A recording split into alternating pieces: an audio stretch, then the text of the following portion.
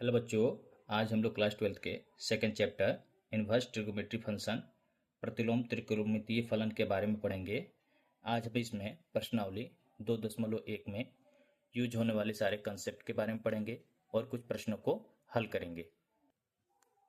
सबसे पहले हम लोग इनवर्स ट्रिग्नोमेट्री फंक्शन के बारे में पढ़ेंगे कि यह क्या होता है। पिछली कक्षा में हम लोग ट्रिग्नोमेट्री फंक्शन के बारे में पढ़े थे।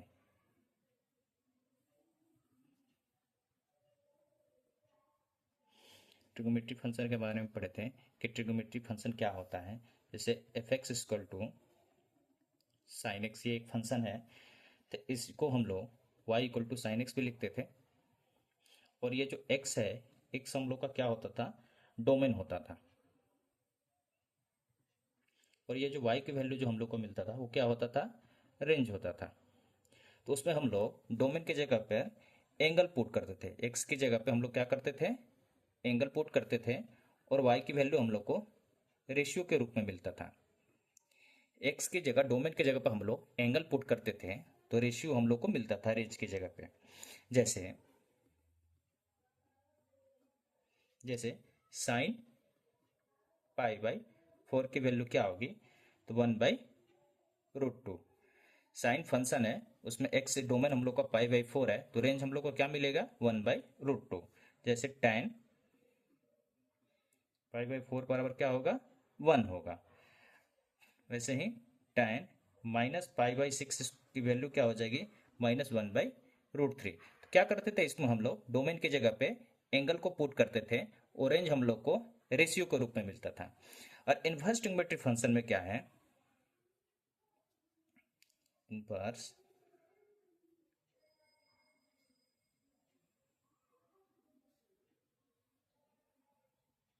Inverse trigonometry function.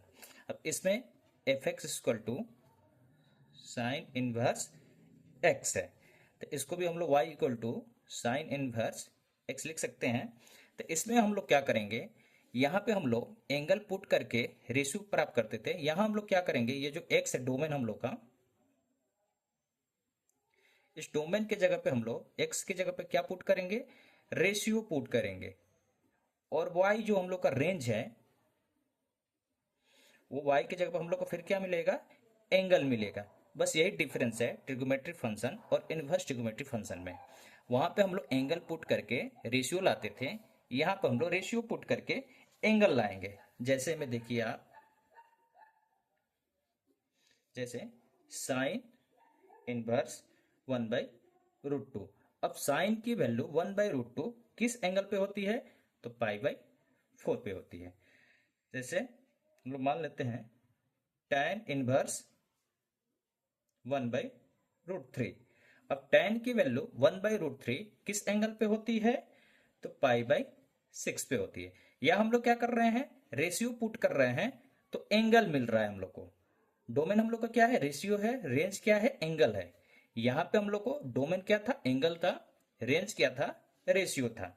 एक और ले लेते हैं, कॉस इनवर्स -1/2। तब इसका मान क्या आ जाएगा, कॉस की वैल्यू -1/2 क्या होता है, 1/2 कॉस की वैल्यू होता है पाई/3। तो यहाँ क्या करेंगे हम लोग, पाई माइनस पाई/3 क्या आ जाएगा, 2 पाई/3।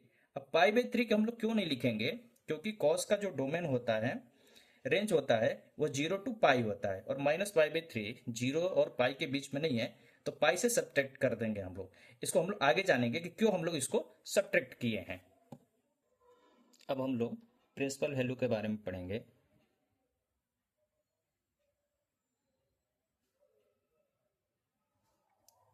मुख्य मान, मुख्य मान क्या होता है, इसके बारे में जानेंगे। सबसे पहले एक हम लोग फंक्शन लेते हैं, F X equal to sine X. और ये फंक्शन हम लोग real number to real number लेते हैं। रियल नंबर डोमेन है और कोडोमेन भी हम लोग का रियल नंबर है।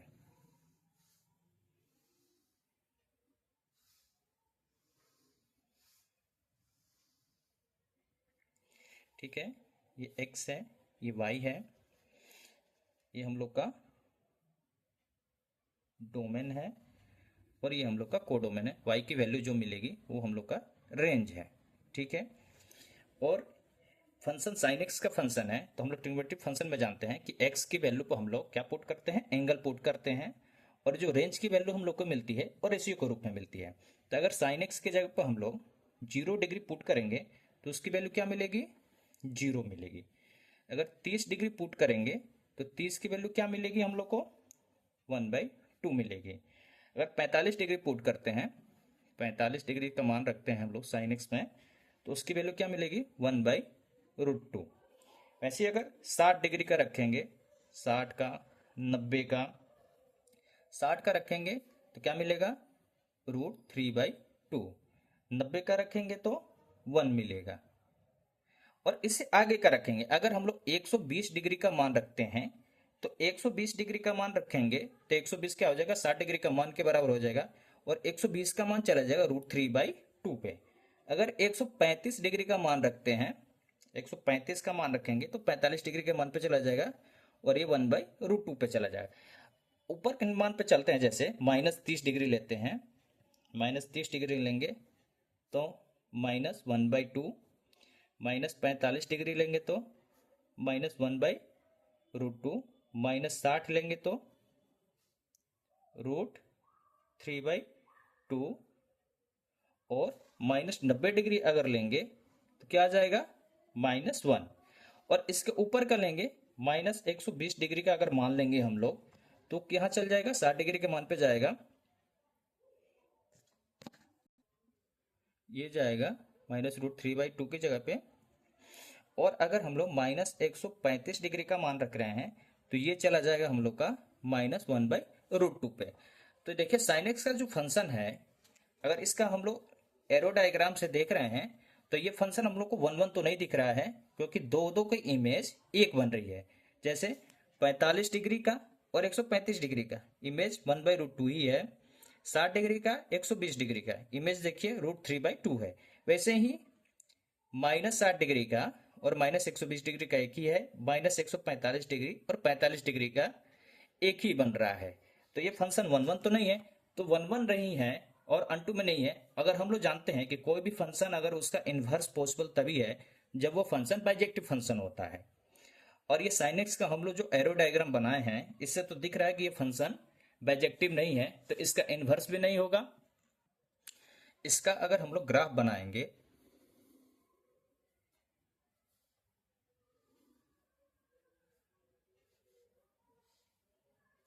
ये हो जाएगा 0 डिग्री, ये π/2, ये है पाई, इधर हम लोग लेंगे -π/2 और ये -π। तो इसका ग्राफ कुछ ऐसे जाता है,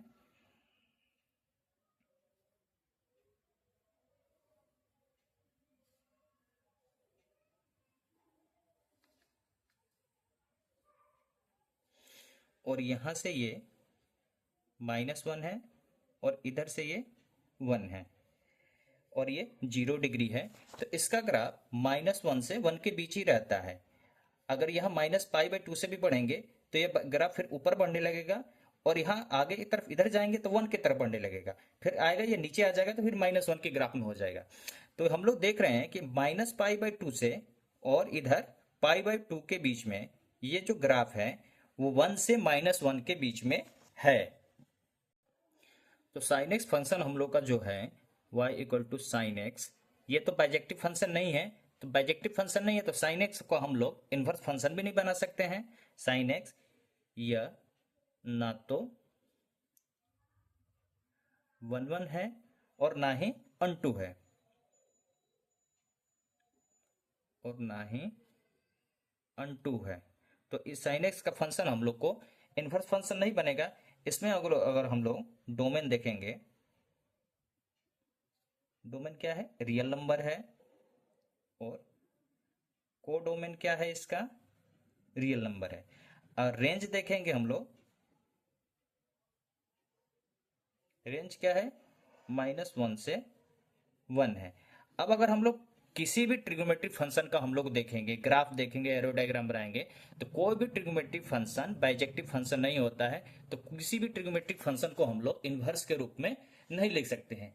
लेकिन अगर इसको इन्वर्स बनाना है तो इसमें कुछ हम लोग शर्तें लगाते हैं। इसके डोमेन और रेंज को हम लोग कुछ एक एरिया के तरफ कर देते हैं, तो वो हम लोग का फंक्शन इन्वर्स बन जाता है। जैसे अगर हम लोग यहाँ पे डोमेन देखें, रियल नंबर है, तो अगर डोमेन की जगह पे हम लोग -90 से 90 रख देंगे, तो देखिए 90 से -90 से 90 के बीच में ये फंक्शन वन वन भी है और अनटू भी है, तो ये बाइजेक्टिव फंक्शन हो जाएगा। तो इस -90 से 90 के बीच में ये साइन एक्स का फंक्शन इन्वर्स फंक्शन हो जाएगा। तो इसको इन्वर्स बनाने के लिए, इसको इन्वर्स बनाने के लिए इसको इन्वर्स बनाने के लिए क्या करेंगे हम लोग, डोमेन को, अगर ये इन्वर्स फंक्शन हो जाएगा तो ये हम लोग का कोडोमेन क्या हो जाता है, डोमेन हो जाता है, और डोमेन कोडोमेन बन जाता है। तो इसका डोमेन हम लोग क्या करेंगे, -1 से 1 कर देंगे, और रेंज जो है वो -π/2 से π/2 अगर कर देंगे, तो साइन एक्स का फंक्शन हम लोग को इन्वर्स ऑफ साइन एक्स हो जाएगा, तब फंक्शन हम लोग का इन्वर्स बन जाएगा। तो ऐसे ही हम लोग सभी बाकी के जितने भी त्रिकोणमितीय फलन हैं, cos x है, tan x है, सबको अगर हम लोग उसका डोमेन और रेंज में एक एरिया में बाइंड कर दें, तो सभी फंक्शन का हम लोग इन्वर्स फंक्शन बना सकते हैं। अब हम लोग एक टेबल के जरिए सभी त्रिकोणमितीय फंक्शन के इन्वर्स फंक्शन के डोमेन और रेंज के बारे में जानेंगे। साइन एक्स का हम लोग फंक्शन में देखें कि उसका डोमेन -1 से 1 है, रेंज -π/2 से π/2 है। cos x का रेंज वही रहेगा, -1 से 1, रेंज क्या हो जाएगा, 0 to पाई हो जाएगा। और tan x का हम लोग का डोमेन रियल नंबर ही रहेगा, रेंज -π/2 से π/2 हो जाएगा। यहाँ देखिए क्लोज ब्रैकेट है, एक क्लोज ब्रैकेट नहीं है, ओपन ब्रैकेट है, तो इन दोनों को इंक्लूड नहीं करेंगे, इसके बीच के मान को इंक्लूड करेंगे।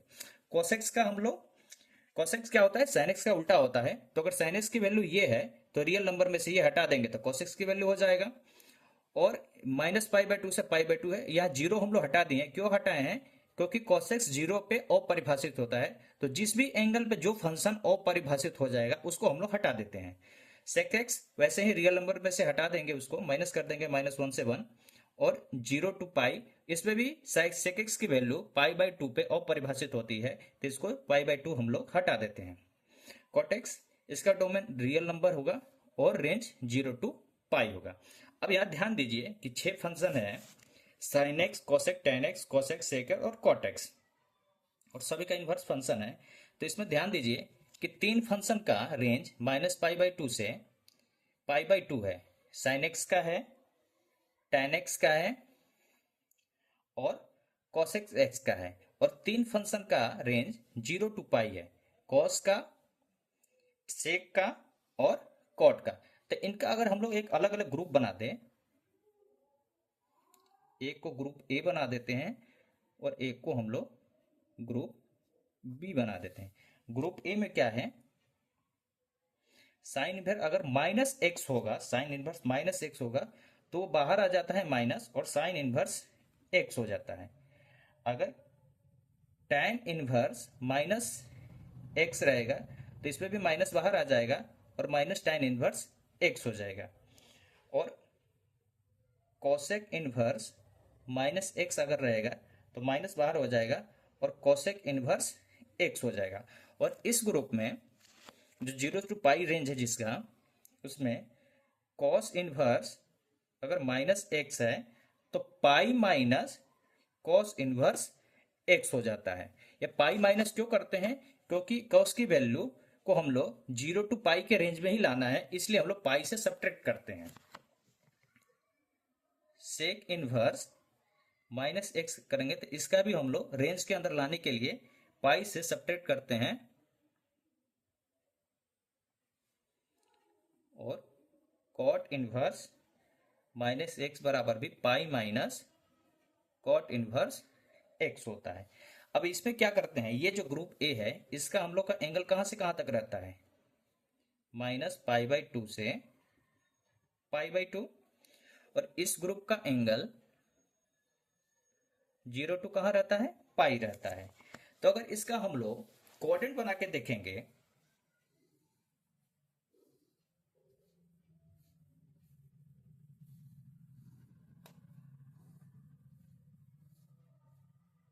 ठीक है, ये हो जाएगा 0, ये π/2, पाई, ये माइनस पाई बाई टू, इसमें भी जीरो, ये है पाई बाई टू, पाई और माइनस पाई बाई टू।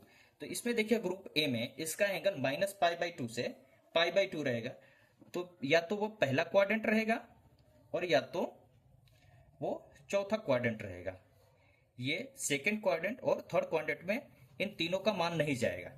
अगर ग्रुप बी में हम लोग देखेंगे तो इसका जीरो टू पाई है। तो जीरो टू पाई है तो या तो वो फर्स्ट क्वाड्रेंट में रहेगा या तो सेकंड क्वाड्रेंट में रहेगा। थर्ड और फोर्थ में इसका मान नहीं जाएगा। तो फर्स्ट क्वाड्रेंट में तो सभी ट्रिग्नोमेट्रिक फंक्शन का रेशियो पॉजिटिव होता है और फोर्थ क्वाड्रेंट में साइन एक्स, टेन एक्स और कॉस एक्स निगेटिव होते हैं। फोर्थ क्वाड्रेंट में सिर्फ कॉस और सेक पॉजिटिव होते हैं। तो इसमें इस फंक्शन का रेशियो क्या होगा? निगेटिव होगा। वैसे ही अगर इसमें देखेंगे तो फर्स्ट क्वाड्रेंट में सबका पॉजिटिव होता है, तो इस ग्रुप का भी फर्स्ट क्वाड्रेंट में सबका पॉजिटिव होगा। और सेकेंड ग्रुप में देखिए तो इस ग्रुप में सेकेंड क्वाड्रेंट में साइन और कोसेक निगेटिव पॉजिटिव होते हैं, बाकी सभी निगेटिव होते हैं। तो ये सब कॉस और साइन और कोसेक छोड़ के ही है, कॉस सेक और कॉट है। तो बाकी सब क्या हो जाएंगे? इसमें निगेटिव हो जाएंगे। तो अगर हम लोग पिछले क्वेश्चन में हम लोग देखे थे कि cos inverse minus one by to, cos inverse minus one by to था, तो वो minus pi by three value जो आ रहा था तो वो हम लोग को जीरो टू पाई के बीच में नहीं है, इसलिए हम लोग पाई से सब्ट्रैक्ट किए तो वो हम लोग का आ गया टू पाई बाई थ्री। अब हम लोग कुछ प्रश्नों को हल करते हैं। पहला प्रश्न हम लोग लेते हैं cos inverse one by root two, इसकी वैल्यू निकालनी हम लोग को। तो क्या करेंगे हम लोग? पहले सबसे पहले ही y equal to cos inverse one by root two कर लेंगे। अब कॉस इनवर्स इधर आएगा तो कॉस y इक्वल टू ये हो जाएगा वन बाई रूट टू। अब ये one by root two cos की वैल्यू किस एंगल पे होती है? तो cos y equal to cos pi by four. तो y की वैल्यू क्या हो जाएगी? Pi by four. Pi by four, क्योंकि ये इसके बिलोंग करता है जीरो टू पाई के बीच में। कॉस का हम लोग अगर रेंज देखेंगे तो जीरो से पाई के बीच में है, तो पाई बाई फोर इस रेंज में बिलोंग करता है, तो y की वैल्यू पाई बाई फोर हो जाएगी। एक और हम लोग प्रश्न लेते हैं cos inverse minus one by root two, इसका मान अगर निकालना है तो सबसे पहले y बराबर cos inverse minus one by root two कर लेंगे। अब ये इधर आएगा तो cos y equal to minus one by root two हो जाएगा। तो अब कॉस की value minus one by root two किस पे होगी? वो हो जाएगा cos minus pi by four. अब यहाँ पे हम लोग y equal to minus pi by four लिखेंगे, y equal to minus pi by four लिखेंगे तो माइनस पाई बाई फोर हम लोग का वो कॉस का जो रेंज होता है जीरो टू पाई के बीच में लाई नहीं करेगा। तो नहीं करेगा तो रेंज में लाने के लिए क्या करेंगे हम लोग? ये जो माइनस पाई बाई फोर है वो जीरो टू पाई के बीच में नहीं आएगा। तो क्या करेंगे फिर? कॉस, इसको पाई में से सब्ट्रैक्ट कर देंगे। सेकेंड ग्रुप में बताए थे कि क्या करते हैं हम लोग? कॉस का, सेक का और कॉट का पाई में से सब्ट्रैक्ट कर देते हैं। तो ये क्या हो जाएगा? Cos Y equal to cos three pi by four. अब y की वैल्यू क्या आ जाएगी? थ्री पाई बाई फोर, जो हम लोग को जीरो टू पाई में बिलोंग्स करता है, तो ये इसका मान हो जाएगा। एक और हम लोग प्रश्न करते हैं sine inverse one by two का मान क्या होगा? तो ये y equal to sine inverse one by two, तो साइन y बराबर वन बाई टू। अब साइन की वैल्यू वन बाई टू किस एंगल पे होती है?